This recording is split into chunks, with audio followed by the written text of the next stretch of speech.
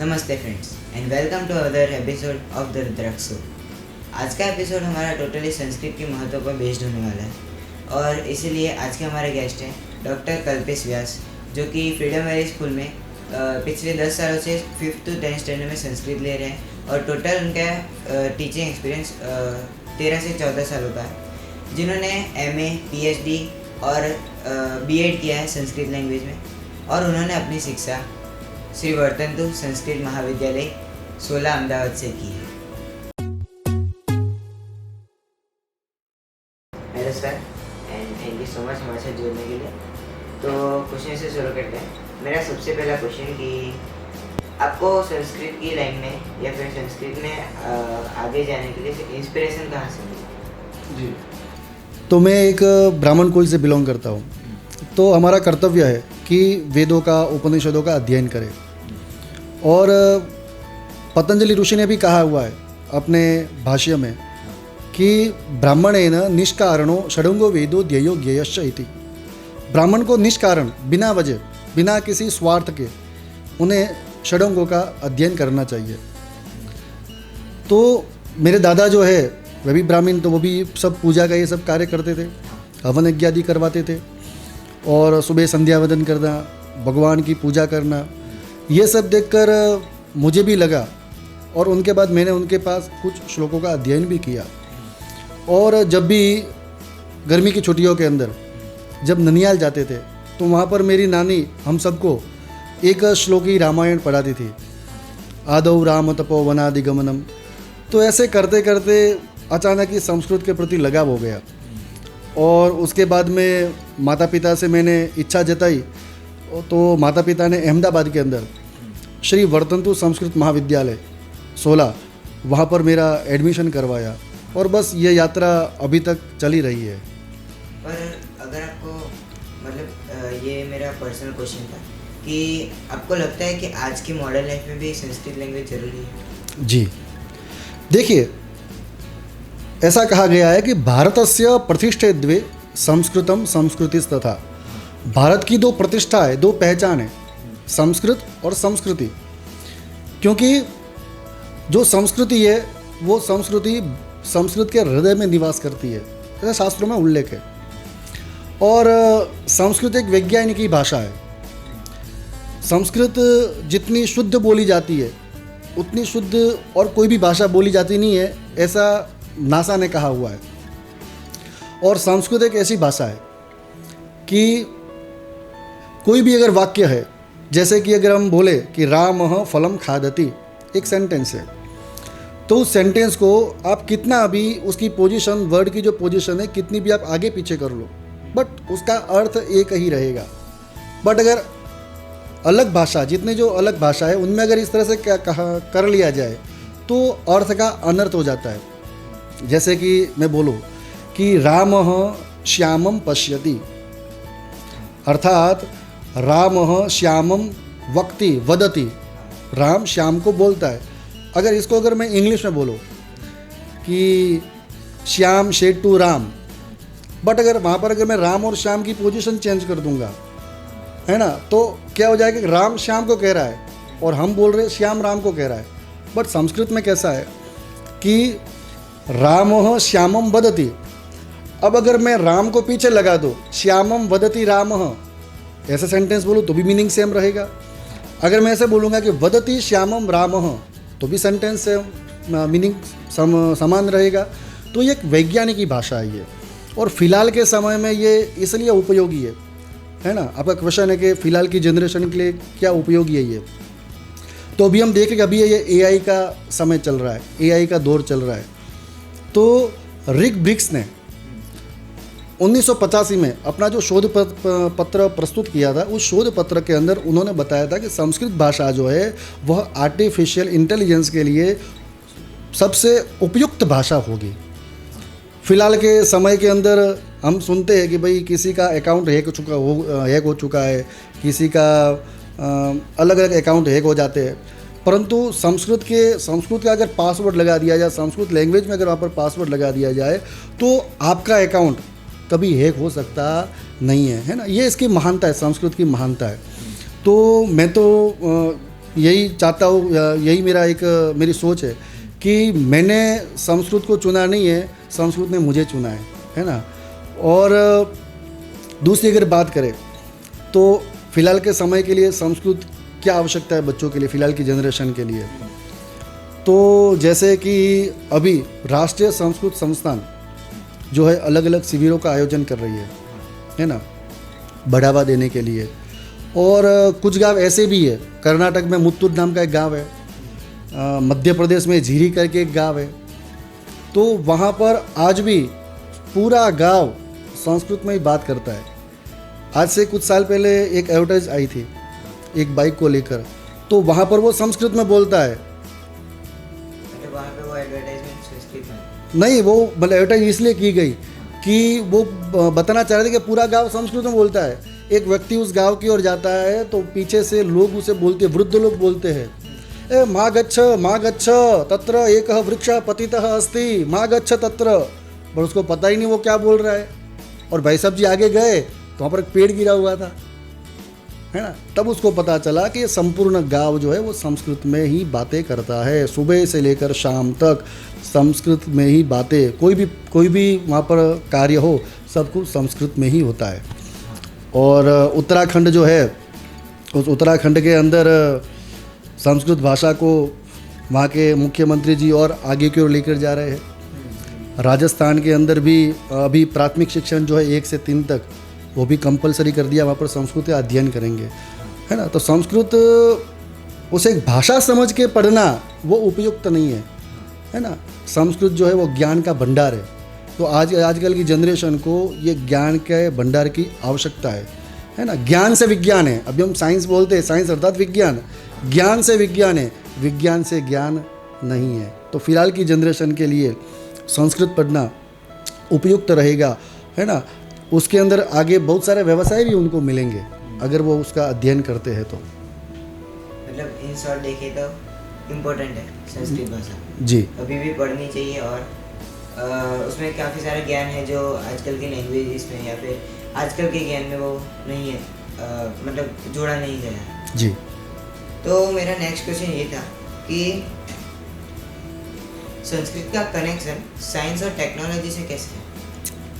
जी, तो अभी मैंने आपको एक बात बता दी कि रिक ब्रिक्स ने एआई के लिए 1985 में, अभी 2025 चल रहा है, 1985 में उन्होंने शोध पत्र में लिखा था कि भाई एआई के लिए संस्कृत उपयुक्त भाषा होगी, है ना। और आईआईटी हैदराबाद जो राष्ट्रीय संस्कृत संस्थान से मिलकर, है ना, उन्होंने एक प्लान तैयार किया है जिसके थ्रू हमारी ये भाषाओं का ऑनलाइन किस तरह से बच्चों तक पहुंचाया जाए, है ना। क्योंकि अभी आप लोग देखते होंगे जो बच्चे आयुर्वेद का ज्ञान ले रहे हैं यूनिवर्सिटीज़ के अंदर, तो वहाँ पर भी उनको संस्कृत पढ़ाया जा रहा है। क्यों संस्कृत पढ़ाया जा रहा है? अगर वो आगे जाकर आयुर्वेद के क्षेत्र में आगे बढ़ना चाहते हैं तो वो आगे बढ़ सकते हैं आसानी से, है ना। और दिल्ली विश्वविद्यालय जो है उन्होंने एक इलेक्टिव कोर्स लॉन्च किया है, कंप्यूटर एप्लीकेशन फॉर संस्कृत, जिससे कंप्यूटर को संस्कृत के साथ जोड़ने के लिए, है ना, वहाँ पर किस तरह से यूनिकोड, OCR, वेब डेवलपमेंट जैसे डिजिटल तकनीकों से शिक्षा दी जाएगी।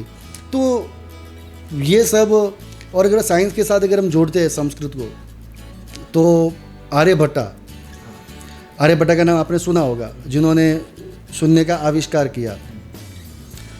तो आर्यभट्टा के बाद ब्रह्मगुप्त ने, उन्होंने सूर्य के बाद के डिजिट की आगे उन्होंने संरचना की कि सिर्फ शून्य नहीं, अगर शून्य को आगे गुणा के अंदर, भाग के अंदर किस तरह से उसका हम उपयोग कर सकते हैं, अर्थात शून्य को किसी भी अंक के साथ अगर गुणा करेंगे तो शून्य ही होगा। अगर आप 2 गुणा शून्य करोगे तो आपका आंसर शून्य ही होगा, ठीक है ना।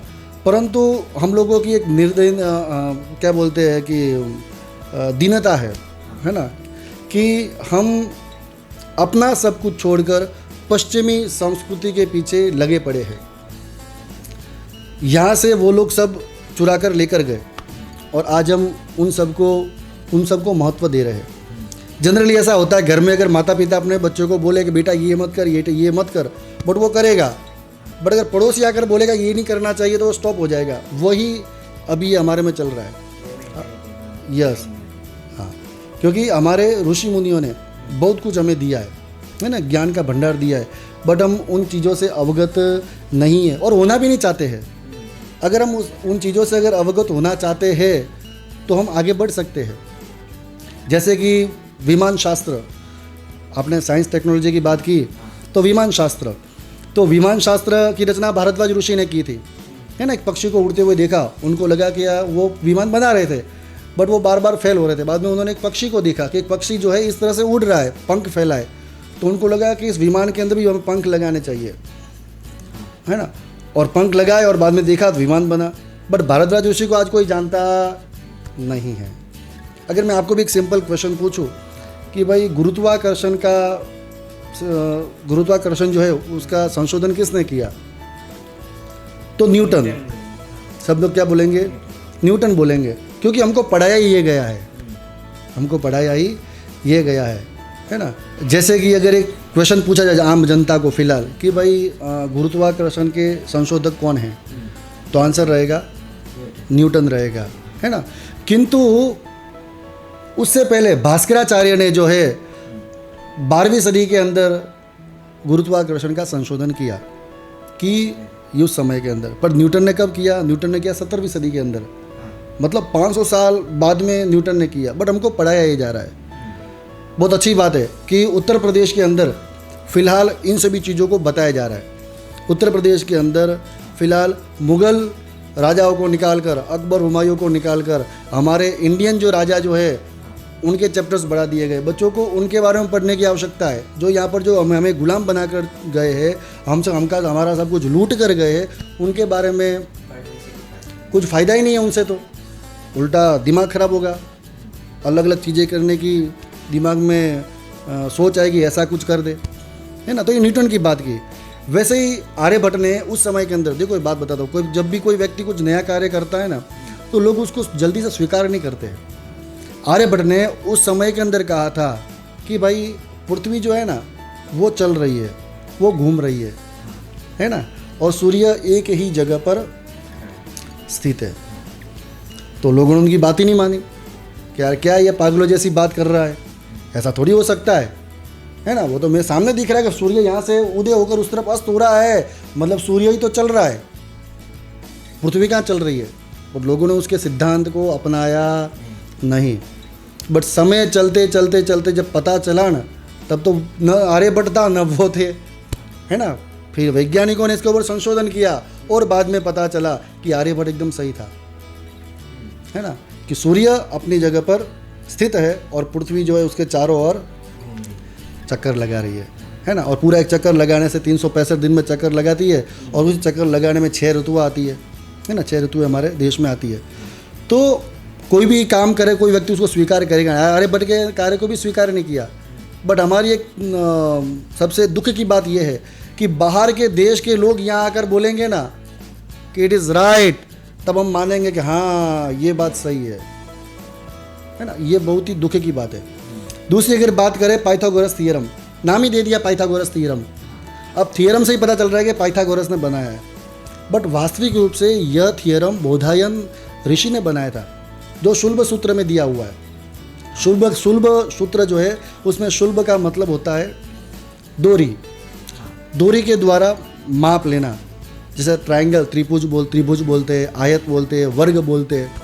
तो इन सब का माप, इन सब की माप की पद्धति शुल्ब सूत्र में दी हुई है, बौधायन धर्म सूत्र में। तो बौधायन ने ये आज से 800 ईसा पूर्व बता दिया था कि भाई हाँ ये थ्योरम, नॉट पाइथागोरस थ्योरम, जिस थ्योरम की बात हो रही है वह थ्योरम जो है उन्होंने 800 ईस्वी सन 800 में बता दिया था, है ना, ईसा पूर्व 800 में। परंतु पाइथागोरस ने वही जो है ईसा पूर्व 600 में बताया, है ना। अगर आप विकिपीडिया में देखते हो ना तो वहाँ पर भी लिखा हुआ आएगा कि यह थ्योरम पाइथागोरस ने वहाँ से चुराया है। और ये बाद में पश्चिमी देशों में गया, है ना। और पश्चिमी देशों यूरोप में जाने के बाद लोगों ने उसको स्वीकृत किया और पाइथागोरस नाम के थ्योरम से उसको फिर प्रकाशित कर दिया। ऐसे बहुत सी चीज़ें हैं जो हमको पता नहीं है और लोग जानना भी नहीं चाहते। बोल दिया ऐसा है तो ऐसा है। बट आजकल का समय कैसा तार्किक समय है। आजकल के समय के अंदर हर व्यक्ति को रीज़न चाहिए, अगर आप बोलोगे कि भाई तुम ये दवाई लो, तो किसके लिए दवाई लेनी है? सिर दुख रहा है इसलिए, तो वो दवाई लेगा, अदरवाइज़ लेगा नहीं। तो ऐसी ही बहुत सी चीज़ें हैं, है ना, जो हमें अपने फ़िलहाल का साइंस और उस साइंस से जोड़ती है। अभी सोमनाथ जी ने बताया था, जब ये अपना ये इसरो में ये जब लॉन्च हुआ था चंद्रयान, तब उस समय के अंदर सोमनाथ जी ने बताया था कि अगर हमारे सभी वैज्ञानिक अगर संस्कृत को जानते होते तो ये चंद्रयान तो कब का सफल हो गया होता। मतलब संस्कृत का इतना महत्व है। फिलहाल के समय में हम सिर्फ संस्कृत को एक भाषा समझ रहे हैं, ओनली लैंग्वेज, कि संस्कृत एक भाषा है। वह भाषा नहीं है, वह ज्ञान का भंडार है। उसमें इतना सब कुछ दिया हुआ है, इतना सब कुछ दिया हुआ है कि हम ग्रहण करते करते थक जाएंगे, बट वो ज्ञान खत्म होगा नहीं। दूसरा मैं आपको चरक और सुश्रुत ऋषि के बारे में बता दूँ। सुश्रुत ऋषि की प्रतिमा ऑस्ट्रेलिया के अंदर एक यूनिवर्सिटी में लगाई हुई है, आज भी, अभी 2018 के अंदर लगाई है सुश्रुत ऋषि की प्रतिमा। चरक और सुश्रुत ऋषि बहुत बड़े आयुर्वेदिक थे, पता है आपको, है ना। और सुश्रुत ऋषि ने जो सुश्रुत संहिता लिखी है, चरक ऋषि ने जो चरक संहिता लिखी है, तो सुश्रुत ऋषि ने उस समय के अंदर कम से कम 300 जितनी सर्जरी कर ली थी। मतलब सर एग्जांपल जैसे कि नोज, जैसे नाक की सर्जरी आजकल बहुत लोग करवा रहे हैं, मतलब वो पार्ट्स को, हाँ, गाल की चमड़ी को निकाल के आप यहाँ पर लगा दो, है ना। जैसे फिलहाल भी आजकल लोग वैज्ञानिक अपने ये डॉक्टर लोग करते हैं कि किसी अगर बाईपास सर्जरी कर रहे हैं तो जांघ की चमड़ी निकाल कर यहाँ पर वो लगा देते हैं। तो उस समय के अंदर 300 जितनी सर्जरी सुश्रुत ऋषि ने की है, और 1200 जितनी बीमारियों के बारे में बताया है कि इतनी इतनी बीमारियां हो सकती है। सुश्रुत संहिता में सब कुछ दिया हुआ है। उसके बाद में 700 जितनी औषधियों के बारे में बताया गया है। आजकल हम औषधियों के बारे में जानते नहीं है कि कौन सी औषधि किसके लिए उपयुक्त है, नहीं उपयुक्त है। जैसे सांप और नेवले के बीच में जब युद्ध होता है ना, तो नेवला उसी जगह पर निवास करता है जहाँ पर वो एक पौधा होता है जिसकी स्मेल लेने से जहर उतर जाता है। तो जब सांप और नेवले के बीच में जब युद्ध होता है ना, तो सांप बार बार उसको डसता है, और डसने के कारण जहर अंदर ना उतरे, इसलिए वापस वो उस झाड़ियों में जाकर स्मेल लेकर वापस आ जाता है, मतलब जहर उतर जाता है। ऐसे बहुत सारी औषधियाँ जिनके बारे में हमें पता नहीं है। ऐसे बहुत सारे अपने ऋषि मुनि हो चुके हैं, है ना। जैसे अगस्त्य ऋषि की बात करता हूँ मैं आपको। अगस्त्य ऋषि ने इलेक्ट्रिसिटी की जो है कैसे बनती है उसके बारे में बताया है अगस्त्य संहिता के अंदर। अगस्त्य ऋषि के बारे में आप जानते होंगे, भगवान श्री राम को उन्होंने बाण दिए थे, है ना। ऐसे बाण, जो बाण आपकी शत्रु को मारोगे तो शत्रु को भेद देगा, भेदने के बाद वो समुद्र में जाएगा, खुद प्रक्षालित हो जाएगा, और डायरेक्टली आपके पीछे जो बकेट जो होगा उसमें आके वो आ जाएगा। मतलब उन्होंने किस तरह से इलेक्ट्रिसिटी, लाइट किस तरह से बनती है उसके बारे में भी उन्होंने अगस्त्य संहिता के अंदर बताया हुआ है। बहुत कुछ चीज़ें हैं। नासा ने भी बोला है कि भाई संस्कृत जितनी कोई स्पष्ट भाषा नहीं है ना।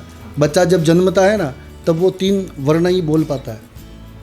एक अ वर्ण बोल पाता है, एक उ वर्ण बोल पाता है, और एक म वर्ण बोल पाता है, और बाकी कोई वर्ण बोल पाता।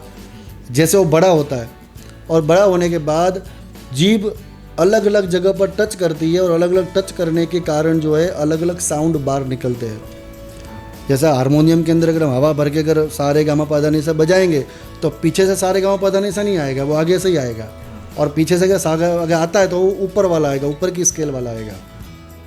तो अलग अलग जगह पर टच होने के कारण जो है अलग अलग साउंड बाहर निकलते हैं, है ना। तो ये भी एक साइंस है, किस तरह से शब्द बाहर निकलते हैं, है ना। हमारे शास्त्रों में बहुत पहले बता दिया कि जब एक स्त्री गर्भवती होती है, तो गर्भवती के समय में कौन कौन से अंग सबसे पहले आएंगे। सबसे पहले मस्तिष्क बनना शुरू होगा, धीरे धीरे अलग अलग, जैसे पंखुड़ियाँ खुलती है ना, वैसे अलग अलग अंग धीरे धीरे खुलने लगते हैं। तो मैं तो ये बताना चाहूँगा कि संस्कृत जो है वो सिर्फ एक भाषा के तौर पे अगर हम इसे देखेंगे, तो ये जो ज्ञान जो है ना, इस ज्ञान को हम प्राप्त नहीं कर पाएंगे, क्योंकि इसमें अगाध ज्ञान पड़ा हुआ है। इसमें बहुत ही ऐसा ज्ञान है जिसकी क्या बोलते हैं कि जिसकी कीमत हमें नहीं है, बट बाहर के वैज्ञानिकों को है। आज भी बहुत सारी मैन्यूस्क्रिप्ट्स, संस्कृत में लिखी हुई मैन्यूस्क्रिप्ट जो चुरा कर लेकर गए, पड़ी हुई है बाहर के देशों में, नासा में पड़ी हुई है, और वो लोग उसी पर संशोधन करते हैं। एक आपको एग्जाम्पल देता हूँ, जैसे भौमः है ना, भूमि का बेटा भौमः। संस्कृत में पहले के समय के अंदर ऐसा नाम रखा जाता था जिससे पता चल जाता था कि इसके पिता का नाम क्या है। जैसे भगवान श्री राम को क्या बोलते हैं, दाशरथी, दशरथ का बेटा दाशरथी, कौशल्या का बेटा कौशलेय, वसुदेव का बेटा वासुदेव। बट अगर जनरल क्वेश्चन किसी को पूछेंगे वासुदेव कौन है, तो सब किसका नाम देंगे, वासुदेव, कृष्ण भगवान के पापा का नाम देंगे, पापा का नाम ही देंगे ना। बट वासुदेव कृष्ण भगवान के पापा का नाम नहीं है। वासुदेव जो है वो कृष्ण भगवान का नाम है, कृष्ण भगवान के पापा का नाम है वसुदेव, है ना। वसुदेवस्य अपत्यम पुमान वासुदेव। तो पहले इस तरह से नाम रखे जाते थे कि जिससे पूछना ना पड़े कि आपके पिता का नाम क्या है, आपकी मम्मी का नाम क्या है, ऐसे पूछने की आवश्यकता होती नहीं थी। पर सर आज के जनरेशन में देखें तो संस्कृत लैंग्वेज को डेड लैंग्वेज मानने में आने लगा है, क्योंकि कई सारे लोग इसको यूज़ करने बंद कर, मतलब मोस्टली लोग इसे यूज़ नहीं करते और इसे डेड लैंग्वेज मानते। तो आपको इसके बारे में क्या कहना चाहिए? देखिए, संस्कृत भाषा है वो मृत भाषा नहीं है, वो अमृत भाषा है ना। मतलब इसका जो पान करेगा वो अमर हो जाएगा, है ना। आज भी हम ऋषि मुनियों को याद करें, जैसे भी मैंने आपको बहुत सारे भी एग्जाम्पल दिए, बहुत सारे ऋषियों के बारे में बताया। क्यों इनको याद कर रहे हैं? बिकॉज उन्होंने उस भाषा का पान किया है ना।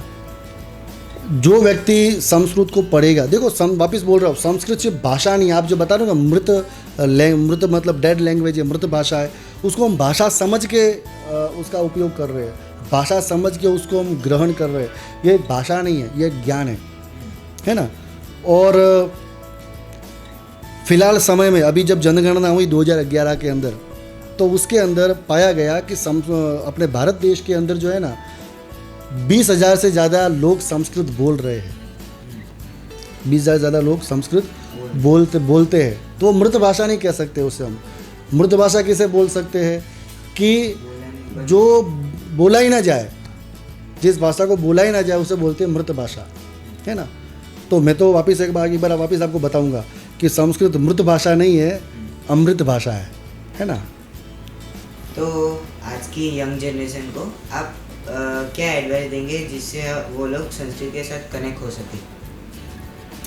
देखिए, संस्कृत के साथ कनेक्ट होने के लिए फिलहाल हर जगह पर संस्कृत संभाषण केंद्र चल रहे हैं। राष्ट्रीय संस्कृत संस्थान जो दिल्ली में स्थित है, और उसकी अलग अलग जगह पर ब्रांचेज है जो बच्चों को संस्कृत संभाषण शिविर करवाते हैं 3 महीने का, जिसमें 3 महीने के अंदर बच्चा संस्कृत बोलना सीख जाता है। हाँ, टोटली बोलना सीख जाता है, लिखना सीख जाता है। और एक गर्व की बात है मेरे लिए कि मैंने भी 2011 के अंदर 2 संस्कृत शिविरें करवाई है ना। और बच्चों को मैंने खुद से प्रमाण पत्र भी दिए हुए हैं, जो दिल्ली करवाती, दिल्ली से संलग्न करवाए हुए बच्चों को मैंने।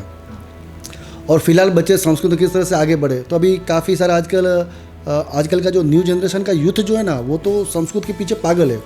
अगर आप रील्स देख रहे हो और रील्स के अंदर आपको संस्कृत के बारे में बहुत कुछ मिलेगा, बट हाँ AI चल रहा है अभी, तो क्या होता है कि आप जैसे रील देखोगे, जहाँ पर आप लाइक करोगे ना, वैसे ही आपको कंटेंट मिलेगा। अगर आप संस्कृत के एक कंटेंट पर अगर आप क्लिक करोगे तो आपको बहुत सारा कंटेंट मिलेगा। आजकल की जनरेशन जो है, जैसे कि ये बात बताता हूँ मैं आपको, आर्यभट्टियम करके गणित शास्त्र के लिए किताब लिखी थी आर्यभट्ट ने, नाम है आर्यभट्टियम। तो उसके अंदर आप विश्वास नहीं कर पाओगे इस बात को लेकर कि उसके अंदर मैथ्स की जो फॉर्मूलाज है, मैथ्स के जो ट्रिक्स जो है, वो संस्कृत के श्लोकों के माध्यम से दिया हुआ है ना। जैसे श्लोकों के माध्यम से, अब वो पॉसिबिलिटी कितनी, मतलब आपको लगता भी नहीं होगा कि ये how it is possible, but it is possible कि आर्यभट्ट ने आर्यभट्टियम के अंदर जो है जितने भी श्लोका लिखे हुए हैं उसमें सब फॉर्मूलाज है उसके जैसे कि वर्गाकार कैसे करेंगे हम, त्रिभुज कैसे करेंगे, क्या माप होगा तीनों का, 60 डिग्री होगा, तो ये सब चीज़ें उसमें दी हुई है, वो भी संस्कृत के माध्यम में। तो फिलहाल काफ़ी सारी यूनिवर्सिटीज़ है ना, वो जैसे हमें आगे बताया कि एआई के लिए ये संस्कृत भाषा उपयुक्त है, तो बहुत से भाषा इस कोर्स को कर रहे हैं, और हैदराबाद के थ्रू भी और दिल्ली विश्वविद्यालय के थ्रू भी कोर्स चलाया जा रहा है कंप्यूटर के साथ संस्कृत को मर्ज करने के लिए, जो अभी अभी शुरू किया है, तो वो भी बच्चे भी पढ़ना शुरू करेंगे। यूट्यूब में बहुत सारे ऐसे चैनल्स है जिस चैनल से बच्चे संस्कृत सीख सकते हैं। श्लोका है, आजकल की जनरेशन, आजकल की मम्मियाँ तो अपने बच्चों को संस्कृत श्लोका जब बच्चा बोलता है ना तो बहुत खुश होती है, वो मेरा बच्चा श्लोका बोल रहा है ना, तो वो भी एक अच्छी बात है। तो इस तरह से हम बच्चों के अंदर संस्कृत का जो उस बीज को बो सकते हैं, जो आगे जाकर है ना एक महान वैज्ञानिक बने, है ना, कोई आर्यभट्ट बने, तो कोई बौधायन बने, कोई भरद्वाज बने, है ना, तो अलग अलग मतलब उनके अंदर कुछ गुण आए, क्योंकि हम सब ऋषियों की संतान हैं, हम सब ऋषियों की संतान है ना। जैसे मैं हूँ तो मेरा काश्यप गोत्र है, मतलब मैं कश्यप ऋषि की संतान हूँ, तो हम सभी ऋषियों की संतान हैं। कहीं ना कहीं हम लोगों के अंदर वो बीज तो पड़ा है, सिर्फ उसको जानने की आवश्यकता है ना। मतलब चीज़ों को अच्छी तरीके से यूज़ करें, जैसे अपने फ़ोन का एग्जांपल दिया, मोबाइल फ़ोन का, तो यूट्यूब में सभी लोग रील्स देखते होंगे, शॉर्ट्स देखते होंगे, मतलब उसमें सभी कुछ आते हैं, हमारे दिमाग में सब कुछ नहीं जाता। पर आपने कहा कि अगर संस्कृत सीखना है तो फिर उसको इस तरह से यूटिलाइज करना होगा। अभी फिजिकल एक्टिविटी की बात करें, योगा की बात करें, मेडिटेशन की बात करें, तो उसमें भी कहीं पे हम संस्कृत का रोल देख सकते हैं। आप उसको ज़रा डिटेल में समझाएंगे? जी, देखिए मैं आपको एक श्लोक के माध्यम से पूरा संग्रहित कर देता हूँ, है ना। एक श्लोक है, योगेन चित्तस्य पदेन वाचा मलं शरीरस्य च वैद्यकेन योपाकरोत्तम प्रवरम मुनीनाम पतंजलिम प्रांजलिरा नतोस्मि। मतलब पतंजलि ऋषि जो थे उन्होंने योग शास्त्र में भी उनका योगदान है, इसलिए आप देख रहे होंगे कि वो रामदेव बाबा के प्रोडक्ट का नाम भी रख दिया पतंजलि, है ना। और पतंजलि ऋषि ने जो व्याकरण शास्त्र जो है, जो महर्षि पाणिनि ने लिखा है, उसका भाष्य भी किया है। और आयुर्वेद में भी उनका योगदान बताया मैंने आपको, है ना।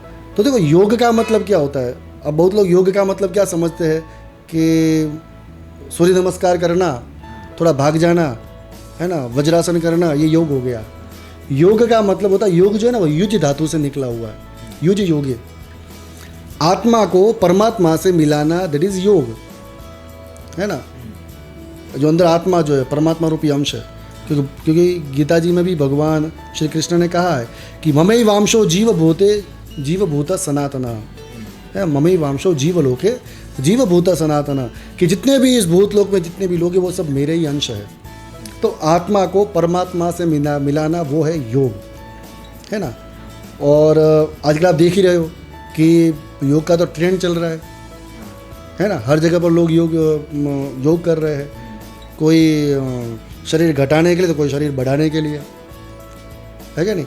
तो योगस्य चित्तम मतलब योग से चित्त की अंदरूनी जो है, आपका शरीर जो बाहरी जो शरीर दिख रहा है उसकी शुद्धता हो, ऐसा पतंजलि ऋषि ने इसके लिए योग की रचना की।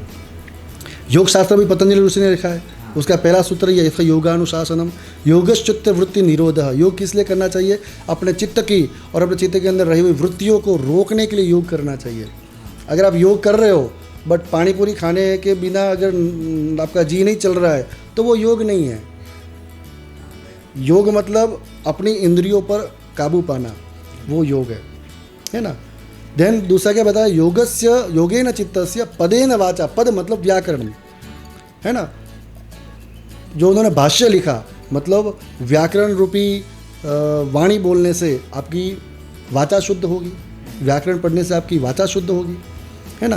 क्योंकि एक व्यक्ति ने अपने बच्चे को ऐसा कहा, हमारे पढ़ने में आता था, क्या कहा उन्होंने कि यद्यपि बहुना धीशे तथापि पठपुत्र व्याकरणम स्वजनः स्वजनो माभूत सकलम शकलम सकृत चक्रुत, कि भाई तू अगर तू ज़्यादा ना पढ़ सके ना तो सिर्फ तू व्याकरण शास्त्र पढ़ ले। क्यों व्याकरण शास्त्र पढ़ ले? क्योंकि कम से कम तू स्वजन का स्वजन तो नहीं करेगा। आजकल के समय के अंदर के बच्चों को बोल दिया जाए ना कि चलो भाई स श श बोलो, तो बोल नहीं पाएंगे। वो लिख पाएंगे जरूर, बट वो उनको बोल पाएंगे नहीं। शंकर नहीं बोलेंगे, शंकर बोलेंगे, है ना। शिशु की जगह बोलेंगे शिशु, है ना। होता है ससला, तो कोई वो ससला बोल देगा। मतलब इनके पीछे भी बहुत बड़ा एक अर्थ है। देखो बताता हूँ मैं आपको। स्वजन और स्वजन, स्वजन का मतलब होता है आत्मीय लोग, रिलेटिव्स, और स्वजन का मतलब होता है कुत्ता। अगर आप संस्कृत में बोलोगे कि भाई अपने स्वजन आ रहे हैं दरी बिछाइए, तो अर्थ का अनर्थ हो जाएगा। मतलब कुत्ते आ रहे हैं अब दरी बिछाइए, ऐसा करके। समझ रहा नहीं? तो सकार और शकार में इतना फर्क है। बाद में पतंजलि ऋषि की बात कर रहा हूँ, फिर आगे वापिस आपके टॉपिक पर चलते हम। देन दूसरा उन्होंने बताया कि पदेन वाचा मलम शरीरस्य च वैद्यकेन, शरीर के अंदर रहा हुआ मल जो है उस मल को दूर हटाने के लिए उन्होंने आयुर्वेद शास्त्र की रचना की, है ना। कि किस तरह से कौन सी औषधियाँ बने, कि किस रोग को किस तरह से हम दूर कर सके, उसके बारे में हमें पतंजलि ऋषि ने बताया, है ना। तो योग के बारे में आपने मुझे बताया, मेडिटेशन, ध्यान, है ना, वो भी योग का प्रकार है ना। योग के अष्टांग योग है, उसमें सोपान दिए हुए, यम नियम आसन प्राणायाम प्रत्याहार धारणा ध्यान और समाधि, है ना। तो ध्यान करने से व्यक्ति रिलैक्स हो जाता है, चिंता मुक्त हो जाता है ना। और व्यक्ति ध्यान करते करते अगर श्लोकों का स्मरण करे, श्लोकों को सुने, है ना। आप देखते होंगे जब भी कहीं पर भी अगर संस्कृत के श्लोक बोले जा रहे हैं तो वहाँ का वातावरण शुद्ध हो जाता है ना। एक मैं थोड़ा इसके बारे में थोड़ा और चलता हूँ मैं आगे। एक साइंटिस्ट ने, जैसे हम यज्ञ करते हैं ना, यज्ञ, तो यज्ञ के ऊपर साइंटिस्ट ने सोचा कि क्या यज्ञ, ये बिना फालतू का जलाना करना, मतलब क्या है ये। तो उन्होंने संशोधन किया।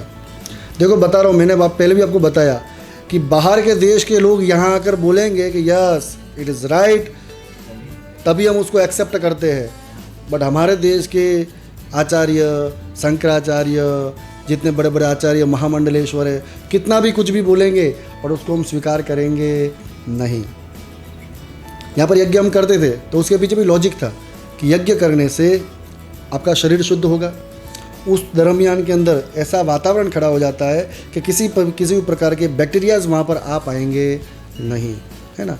तो बाहर की लैब में चेक हुआ कि भाई यज्ञ करने से क्या होता है, ये घी डालने से, ये सब करने से, तो उस धुएं के अंदर पता नहीं कितने हेक्टर ऑक्सीजन बनता है ना। ऑक्सीजन की मात्रा बहुत भारी मात्रा में बनती है उसमें, है ना। और फिलहाल के समय में तो हम देख रहे, हर जगह पर देख रहे हैं कि पेड़ कट रहे हैं, और पेड़ कटने की वजह से धीरे धीरे ऑक्सीजन भी कम होगी, है ना।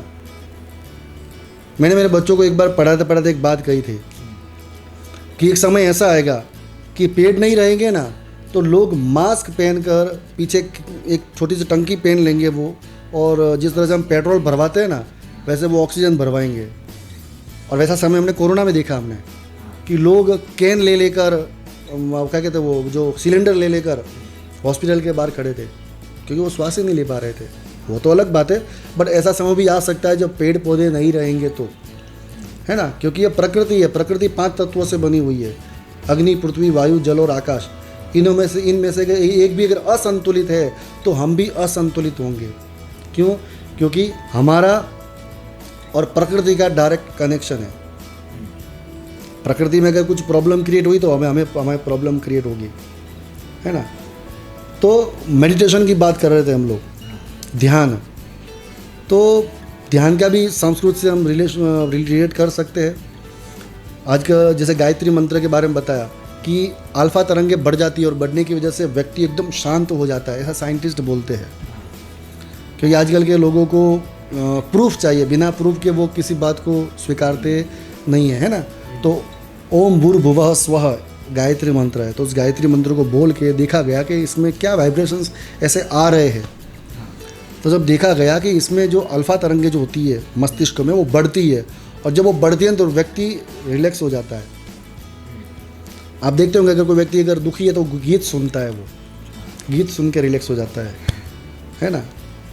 तो वैसे ही इन मंत्रों को सुनकर, इन श्लोकों को सुनकर भी व्यक्ति रिलैक्स हो जाता है। और आजकल तो बहुत जगह पर ध्यान की शिविरें भी चल रही है, जहाँ पर पीछे एकदम स्लो साउंड चलता है और व्यक्ति ध्यान करते हैं, है ना।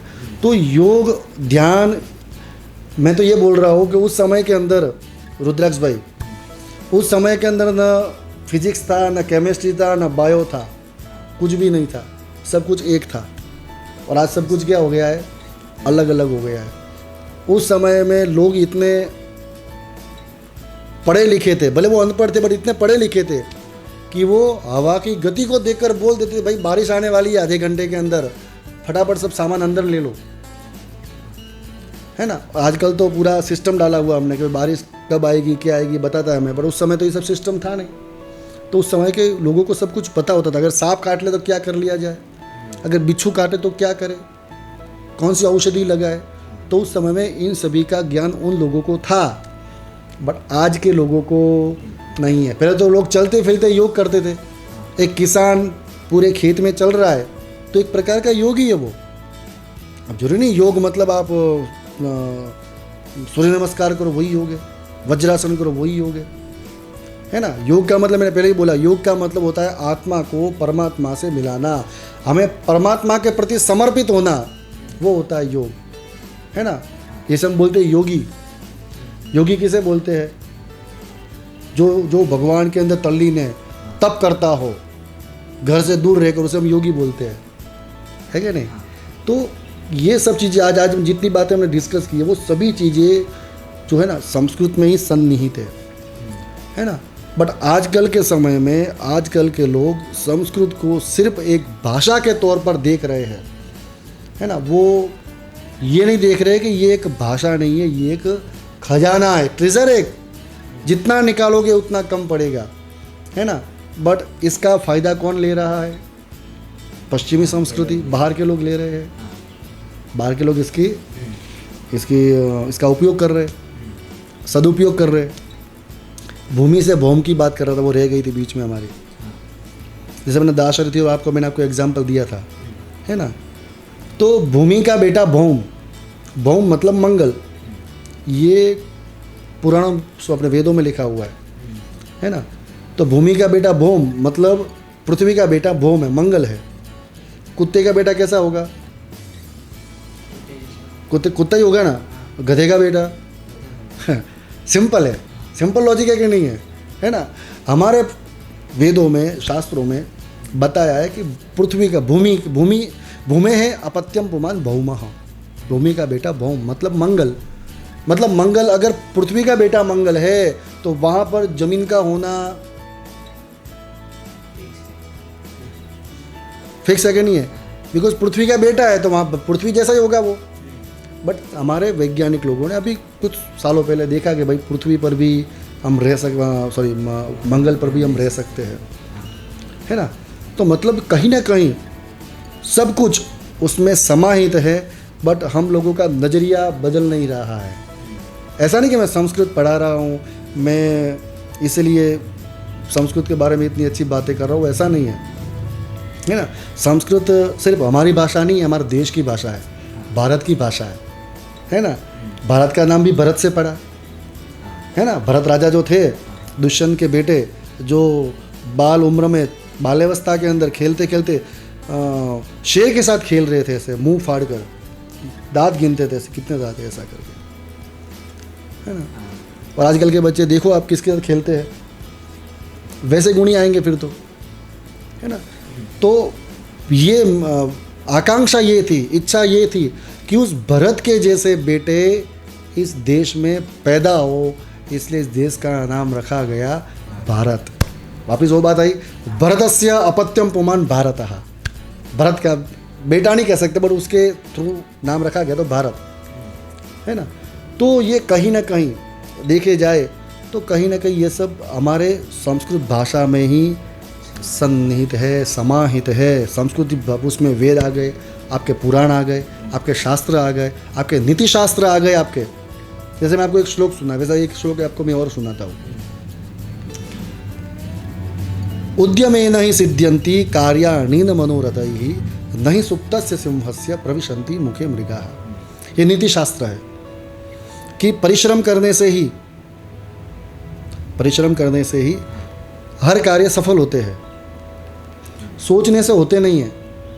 अगर मैं सोच लूँ कि भाई मुझे अभी वहाँ जाना है तो मैं जा नहीं पाऊँगा। मुझे उसके लिए घर से बाहर निकलना पड़ेगा, सबसे पहले गेट खोलना पड़ेगा, गेट खोल के बाहर जाना पड़ेगा। अगर खुद का व्हीकल है तो उसमें बैठ के निकलना पड़ेगा तो पहुँचेंगे। नहीं प्रविशंति मुखे मृगा, सोते हुए शेर के मुंह में मृग प्रवेश करता नहीं है। ऐसा ऐसा श्लोका, मतलब संस्कृत भाषा के अंदर जो नीति शास्त्र है, उन नीति शास्त्रों में ये सब मूल्य दिए हुए हैं कि किस तरह से जीवन को जिया जाए।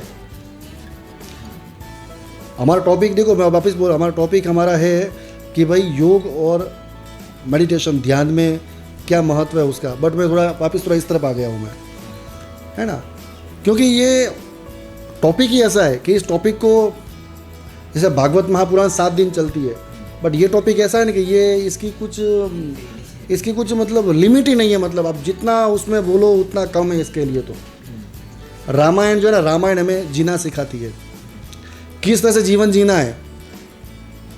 एक पिता कैसा होना चाहिए, एक पुत्र कैसा होना चाहिए, एक पत्नी कैसी होनी चाहिए, एक भाई कैसा होना चाहिए, एक सेवक कैसा होना चाहिए, प्रजा कैसी होनी चाहिए, ये रामायण सिखाता है। पिता के एक आदेश से कि तुम 14 साल के वनवास के लिए चले जाओ, निकल गए वो, हंसते हंसते मुस्कुराते हुए निकल गए वो। फिर भी लोगों ने तो कहा कि ये तो कल्पनीय है, ये तो कोई ये सब कथा है, ऐसा कुछ नहीं है ये सब। फिर बाद में मैंने बोला ना, देखो हम लोग क्या बोलते, नहीं है। फिर बाहर के लोग आए, देखा कि भाई यहाँ से तो भाई राम सेतु है, यहाँ पर तो मतलब तो संभावना है। तो हमने एक्सेप्ट किया कि यस।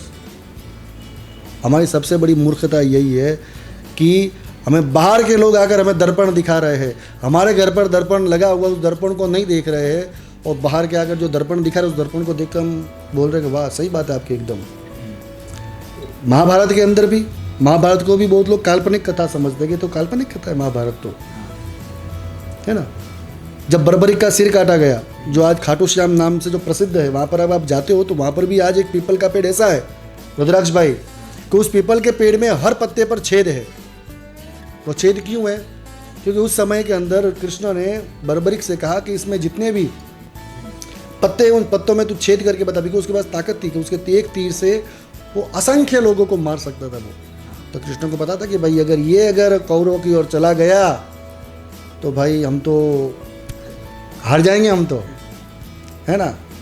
और उसके बाद में बर्बरिक ने तीर निकाला, सब जगह पूरा छेद हो गए, और एक कृष्ण भगवान ने अपने पैर के नीचे दबा के रखा था, और वो बाण सब जगह पर छेद करते हुए भगवान कृष्ण के पैर के आगे आकर खड़ा हो गया। बर्बरिक को पता चल गया कि इसके नीचे भी पत्ता होने की संभावना है ना। और जैसे बात मानी नहीं, और एक बहुत बड़ा संवाद है। और उसके बाद में उन्होंने बर्बरिक का मस्तक कर्तन किया, सिर काटा, और बाद में उन्होंने भी कहा बर्बरिक का मैं भी महाभारत का युद्ध देखना चाहता हूँ। तो दिखाया महाभारत का युद्ध उन्होंने, और उसके बाद में कहा कि तुम्हारी कलयुग में पूजा होगी, जिसे हम खाटू श्याम के नाम से हम जानते हैं। तो वहाँ पर आज भी एक सा पेड़ है वहाँ पर, है ना। जिन दुनिया का सबसे पहला लाइव टेलीकास्ट कब हुआ था? महाभारत के अंदर। धृतराष्ट्र तो अंधा था, संजय के पास दिव्य दृष्टि थी, है ना। तो उन्होंने धृतराष्ट्र के पास खड़े होकर दूर से दिव्य दृष्टि से देखकर बताया कि अभी ये हो रहा है, ये हो रहा है। क्योंकि गीता जी में सबसे पहला श्लोक ही है ना कि धर्म क्षेत्रे कुरुक्षेत्रे समवेता युयुत्सवः मामका पांडवाश्चैव किम कुर्वत संजय। धृतराष्ट्र जी बोलते हैं सबसे पहला श्लोक कि संजय मेरे पांडव, वहाँ पर उन्होंने मेरे पांडव बोला है ना, मेरे पांडव और कौरव क्या कर रहे हैं मुझे बताओ। फिर संजय हुआ, अच्छा सेकंड श्लोक से संजय बोलता कि ये हो रहा है। तो दुनिया का सबसे पहला लाइव टेलीकास्ट जो महाभारत के समय में हुआ था, है ना। ऐसे बहुत सी बातें हैं। ऐसे आप अगर आप नीति मूल्यों को लेने जाए, है ना, बात योग और मेडिटेशन की चल रही है, बट अगर आप नीति मूल्य को अगर आप लेने जाए, अगर आप जीवन मूल्यों को अगर आप लेने जाए, तो उसका अगाध भंडार जो है वो संस्कृत भाषा में रखा हुआ है।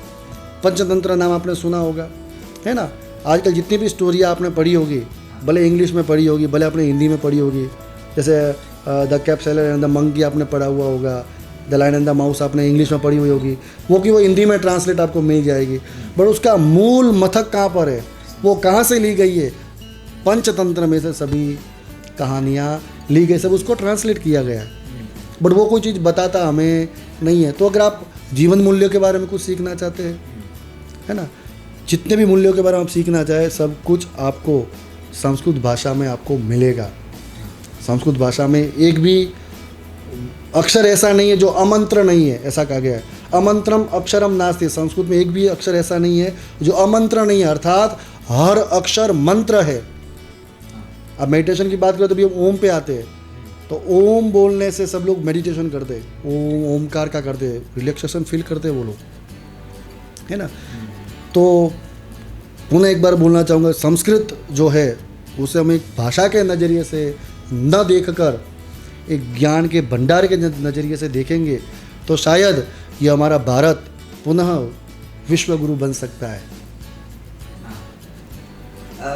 अब एक लास्ट क्वेश्चन मेरी तरफ से कि हमारी जो ऑडियंस है उनके लिए आप एक दो पॉइंट में से इन शॉर्ट बता सकते हैं कि आप वो लोग अपनी तरफ से क्या कर सकते हैं संस्कृत के लिए। जी, संस्कृत भाषा जो है देवों की भाषा है, वो तो हम सभी जानते हैं, सभी भाषाओं की जननी है।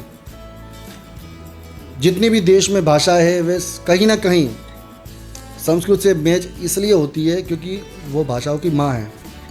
जैसे इंग्लिश में बहुत सारे नाम है, ब्रदर, उससे भ्रातरा से ब्रदर हो गया, पितरा से फादर हो गया, मातरा से मदर हो गया, है ना।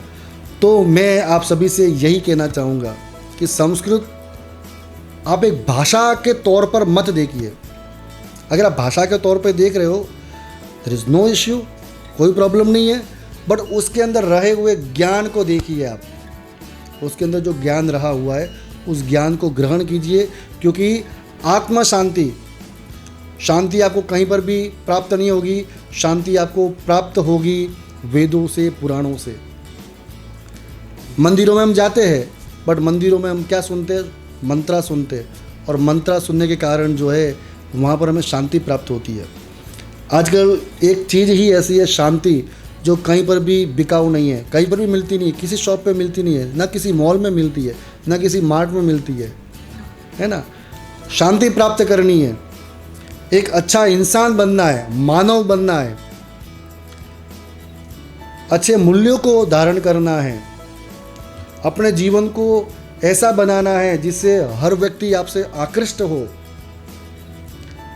आप भविष्य में संस्कृत को लेकर बहुत से आयाम में आगे जा सकते हो, बहुत से फील्ड में आगे आप जा सकते हो। फिलहाल एआई का चल रहा है, तो एआई में भी आप आगे जा सकते हो। तो मैं यही चाहूँगा कि संस्कृत के अंदर रहे हुए ज्ञान को आप देखिए, और जो बाहर के साइंटिस्ट जो संशोधन कर रहे हैं, तो हम भी कामना करते हैं कि आप जो भी ये मेरा एपिसोड रुद्राक्ष एपिसोड जो आप देख रहे हो, सुन रहे हो, आप लोगों से एक ही आकांक्षा है, एक ही कामना है कि भविष्य में आप अपने बच्चों को, या आप संस्कृत के अंदर रहे हुए ज्ञान को, गणितिकी ज्ञान को, विज्ञान रूपी ज्ञान को, फिजिक्स रूपी ज्ञान को, केमिस्ट्री, अलग अलग जो अंदर ज्ञान रहा हुआ है, जो रुचि आपका बच्चा जिसमें रखता है, उसके प्रति उनको अवगत कराए कि इस भाषा में भी यह सब कुछ दिया हुआ है। अगर ऐसा होगा तो हमारे देश में पुनः एक आर्यभट्ट पैदा होगा, ब्रह्मगुप्त पैदा होगा, भरद्वाज पैदा होगा, ऐसे कई ऋषि पुनः पैदा होंगे, जिससे हमारा यह देश, यह भारत देश पुनः विश्व गुरु की उपाधि पर स्थित होगा। पुनः संपूर्ण देश के अंदर इस भारत देश की प्रतिष्ठा और अधिक हो जाएगी। धन्यवाद। Thank you so much sir, आपसे बहुत कुछ जानने मिला। सो फ्रेंड्स, यही था हमारे वीडियो का end. Thank you so much for watching. Bye bye.